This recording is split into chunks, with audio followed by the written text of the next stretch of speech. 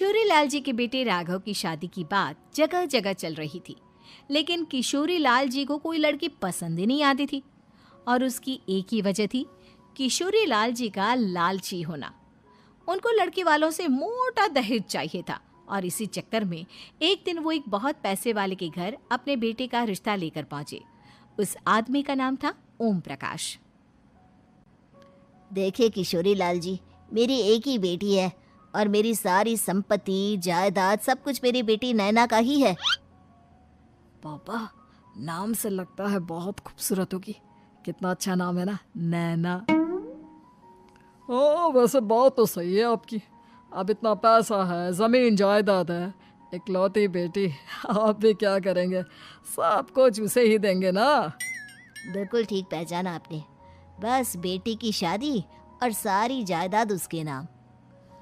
पापा, बिना देखे हाँ कर दीजिए ना। इतना अच्छा रिश्ता फिर कहाँ मिलेगा? माला माल हो जाएंगे हम। मैं अपनी बेटी को बुलाता हूँ। अरे नहीं नहीं नहीं नहीं, आपकी बेटी का नाम नैना है, सुनकर ही लगता है बहुत सुंदर होगी। रहने दीजिए अंकल, मैं तो आपकी बेटी के नाम से ही इतना खुश हो गया हूँ कि उसे बिना देखे शादी करने को तैयार हूँ। अब तो मैं उसका चेहरा सीधे शादी के बाद ही देखूंगा। और इस तरह राघव नैना का चेहरा नहीं देखता और उससे शादी कर लेता है।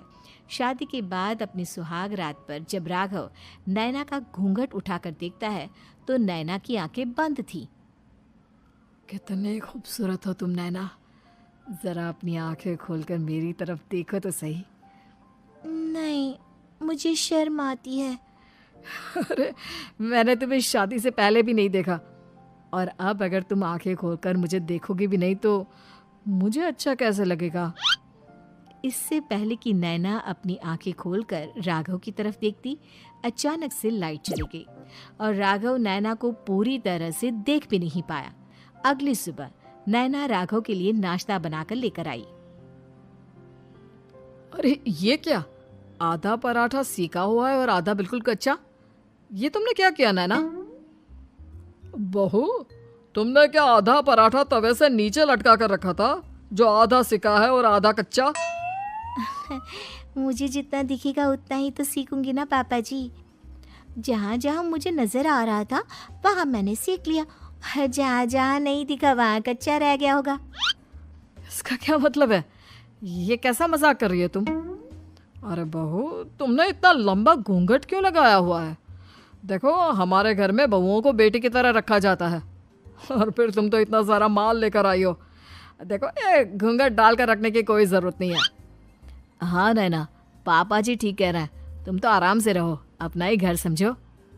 नैना अचानक से अपना घूंघट उठा लेती है। अरे ये क्या पापा, नैना की तो एक आंख फूटी हुई है। नाम से नैना, लेकिन ये तो कानी बहू निकली। मेरे साथ धोखा हुआ है, धोखा। बिना दिखाए अपनी कहानी लड़की मेरे संग ब्याह दी। मुझे कहानी भी नहीं चाहिए। मुझे अभी ओम प्रकाश जी से बात करनी पड़ेगी। आखिर उन्होंने मेरे साथ ऐसा किया क्यों? अरे, आप लोगों ने ही तो पापा से कहा था कि आप लोग शादी से पहले मुझे देखना नहीं चाहते। अब मेरे पापा पर क्यों इल्जाम लगा रहे हैं? अरे लेकिन उन्हें बताना तो चाहिए था ना कि तुम कहानी हो, एक आंख से तुम्हें दिखाई नहीं देता। किशोरी लाल और राघव नाराज होकर ओम प्रकाश को अपने घर बुलाते हैं। पापा जी, ये आपने क्या किया? शादी से पहले बताया क्यों नहीं कि नैना की आंखों में परेशानी है? अरे, आप ही ने तो लड़की देखने से मना कर दिया था। अरे लेकिन आप बता तो सकते थे। आपको तो हमारी बेटी की प्रॉपर्टी चाहिए थी, वो भी पूरी की पूरी। अब क्या हुआ अगर उसे आधा दिखाई देता है? प्रॉपर्टी तो आपको पूरी मिल गई ना। अरे ये क्या बात हुई? मेरी शादी प्रॉपर्टी से नहीं, आपकी बेटी से हुई है। अब ये तो पहले सोचना चाहिए था। तब तो मेरी प्रॉपर्टी देखकर तुम्हारी जुबान लप लप आ रही थी। लेकिन मैं कानी लड़की को अपनी बीवी बनाकर नहीं रख सकता। पापा, कुछ करिए ना आप। हाँ, करता हूँ। देखिए ओम प्रकाश जी, आप हमारे साथ ऐसा नहीं कर सकते। और तुम देखो, अगर तुमने मेरी बेटी से शादी तोड़ी ना तो जो भी प्रॉपर्टी मैंने तुम्हें दी है वो तो पूरी की पूरी वापस ले ही लूँगा और आधी प्रॉपर्टी तुम्हारी भी लूँगा। अरे मेरी आधी प्रॉपर्टी भला क्यों लेंगे आप? इसलिए क्योंकि मेरी बेटी को आधा नज़र आता है और उसकी नज़र अभी तक तुम्हारी आधी जायदाद पर ही पड़ी है।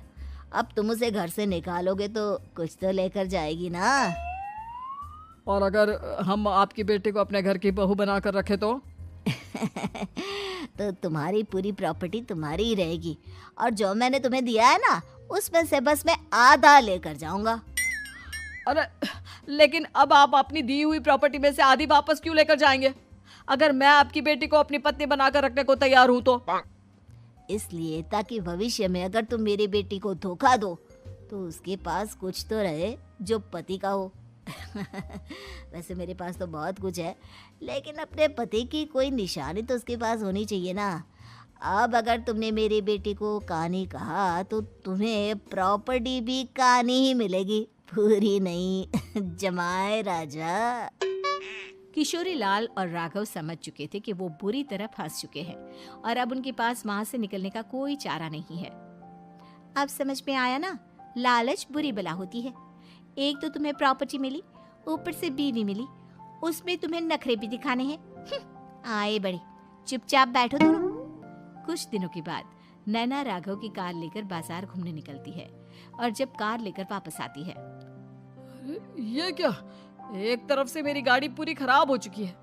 लगता है तुमने मेरी गाड़ी को किसी दूसरी गाड़ी के साथ एक्सीडेंट किया है। अरे अरे कितना बड़ा नुकसान कर दिया तुमने बहू। वो क्या है ना पापा जी, मुझे एक आंख से दिखाई नहीं दे रहा था, सामने से गाड़ी आ रही थी।